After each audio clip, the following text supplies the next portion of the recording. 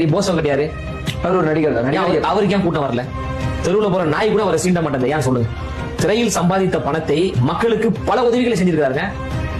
விலையில்லா வீடு கட்டி கொடுக்குற திட்டம் நம்ம நட்பணி மன்ற காலகட்டத்திலிருந்தே பண்ணிக்கிட்டு இருக்கிறோம். இரவு பாடசாலை நடத்தி கொண்டிருக்கோம், விலையில்லா விருந்தகம் நடத்திக்கிட்டு இருக்கோம், உறுதியகம் நடத்தி கொண்டிருக்கோம், விளியகம் நடத்தி கொண்டிருக்கிறோம்.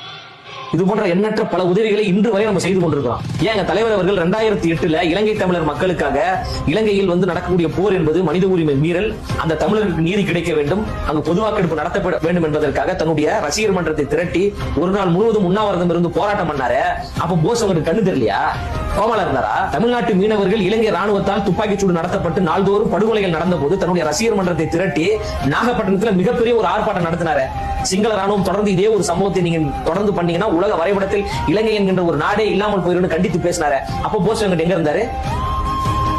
கண்ணை மூடிட்டு தூங்கிட்டு இருந்தாரா? 10 லட்சம் இளைஞர்கள்